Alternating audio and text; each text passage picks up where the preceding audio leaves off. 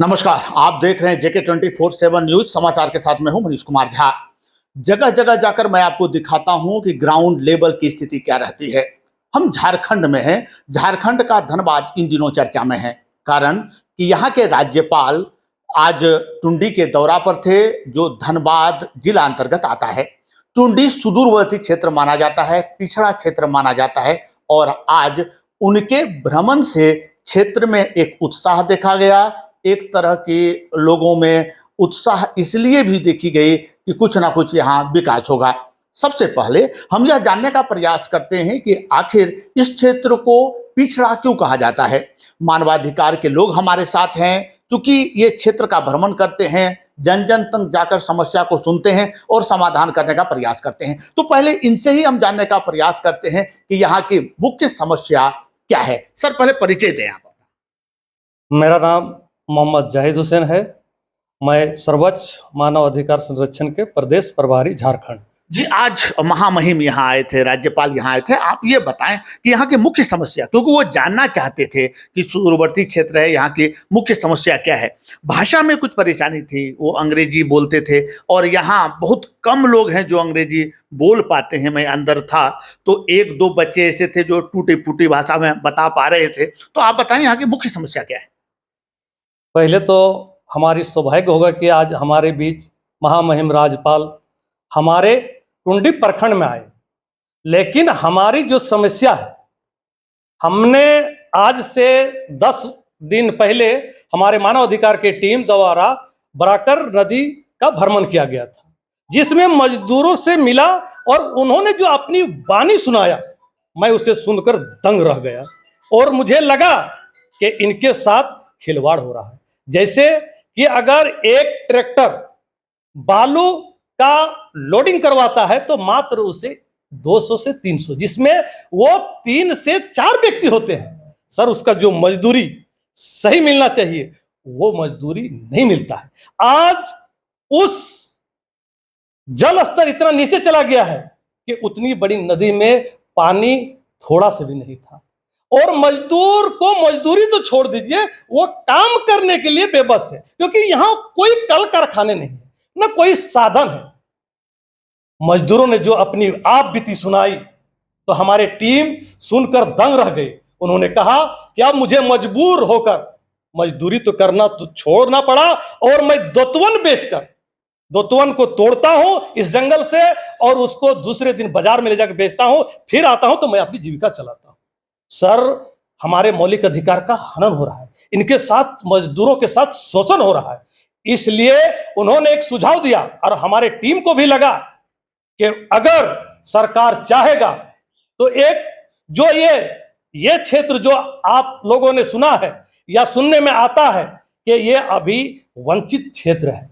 Sir, यहाँ के लोग मजदूरी ना मिलने के कारण कई तरह के रास्ताएं अपना लेते हैं, लेकिन सर, अगर हमारे सरकार से ये निवेदन है कि आज हमारे टीम ने जो देखा है, मेरा एक निर्देश नहीं, मेरा एक अपील होगा सरकार से, हमारे महामहिम से, कि अगर हमारा सरकार चाहे तो इस नदी में जिस जगह हम लोग एक स्थल का चयन किए हैं, वो चटरी नदी, चटरी पहाड़ी जो नदी के पास है, अगर वहां पर एक डैम निर्माण कराया जाए तो केवल सरकार को एक काम करना होगा और उसका 10 फायदा होगा। सर, न्यूनतम मजदूरी पर जो अभी आपने चर्चा किया कि न्यूनतम मजदूरी भी नहीं दिया जा रहा है मजदूर को, तो इसके लिए क्या आपने जो महामहिम आए उनसे कुछ बात नहीं की? जी, मैंने उनसे मिलने का प्रयास किया, लेकिन वो इतना कम समय में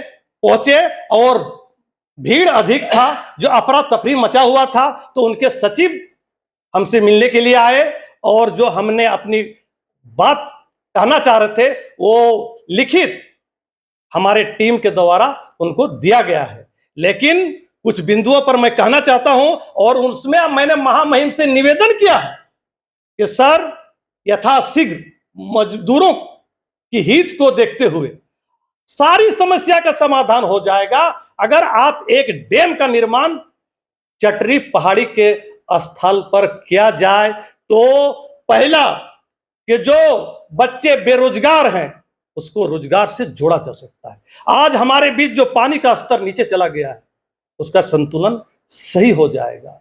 दूसरी चीज, उस पानी से हम विद्युत उत्पादन कर सकते हैं और हमारे किसानों को हर खेत में पानी मिल सकता है। जाहिद जी, हम आते हैं अब शिक्षा पर कि शिक्षा मौलिक अधिकार है बच्चे का, और आज के जो बच्चे हैं यदि शिक्षित होंगे तो कल भारत विकसित होगा, क्योंकि ये बच्चे ही युवा बनेंगे और युवा किसी भी देश का रीढ़ होता है। तो आप बताएं कि यहाँ शिक्षा की स्थिति क्या है आपके क्षेत्र में? नहीं, मैं शिक्षा के प्रति यह मेरा मानना है कि हमारे सरकार द्वारा हर प्रकार के विकास यहाँ पर खोल के रखा है। विकास का माध्यम यह है कि हमारे बीच विद्यालय नहीं हुआ करता था, लेकिन हर गांव में विद्यालय है, लेकिन शिक्षकों की कमी है जो हमें खलता है। अगर शिक्षक हमारे पूर्ण रूपता से मिल जाए तो हमारे बच्चे भी अच्छे मकाम प्राप्त करेंगे, क्योंकि ये एक मौलिक अधिकार है शिक्षा प्राप्त करना, और शिक्षकों की कमी के चलते यदि विद्यालय जूझ रहा है, बच्चे शिक्षा नहीं पा रहे हैं, इसके लिए आप क्या अभी तक किए हैं और आगे क्या करने जा रहे हैं? नहीं, हम सरकार से निवेदन करते हैं कि हर विद्यालय में छात्र अनुपात शिक्षक की व्यवस्था हो।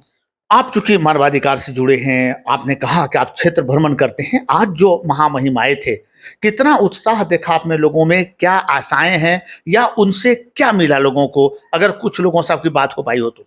महामहिम से मिलने के लिए काफी दूर दराज से हमारे सभी ग्रामीण मिलने के लिए आए और उन्होंने मिले और उनसे कुछ अपेक्षा भी रखे और अपनी वाणी को रखना चाह रहे थे, लेकिन इतना भीड़ हो चुका था कि वो मिल नहीं पाए और वो फिर पुनः अपने घर की ओर लौट गए। आपको क्या लगता है, उनके आने से क्या कुछ विचार उनके साथ गया होगा, या जो वो लेके गए उसका कुछ जो फायदा है उस क्षेत्र वालों को मिलेगा? छोटा सा कमेंट। जी, मैं ये चाहूंगा कि महामहिम आए हैं, मुझे पूर्ण विश्वास है कि जो अपनी समस्या उनके पास रखे हैं उसका निदान अवश्य करेंगे। बहुत बहुत धन्यवाद आपका। ये थे जाहिद हुसैन जो मानवाधिकार चला रहे हैं यहाँ, उसमें ये एक जिला स्तर के पद पर हैं और लगातार माफ करें, राज्य स्तर के पद पर हैं और लगातार प्रयास कर रहे हैं कि मानव के हितों में काम हो। इस क्षेत्र के लिए मैंने इनको इसलिए चुना क्योंकि यह क्षेत्र पिछड़ा क्षेत्र माना जाता है और यहाँ मानवाधिकार का हनन प्रायः देखा जाता है। इन्होंने जिस बिंदु को छुआ है वो महत्वपूर्ण है कि मजदूरों को काम कराया जाता है, मात्र मजदूरी के नाम पर 100 रुपया दिया जाता है, अर्थात उनका शोषण हो रहा है और शोषण के विरुद्ध खड़ा मानवाधिकार के लोग ही होते हैं। अब यह देखना है कि इन्होंने जो पत्र महामहिम को सौंपा है, इन्होंने समस्या और उसका समाधान दोनों उस पत्र में दिया है ताकि इस पर वो आसानी से गौर करें और समस्याओं पर विजय पाएं, उसका समाधान करें। अब यह देखना होगा कि वो जो यहाँ आए थे उसका कितना अच्छा प्रभाव क्षेत्रवासियों को मिलता है। वीडियो जर्नलिस्ट कार्तिक के साथ मनीष कुमार झा, झारखंड, JK 24/7 न्यूज।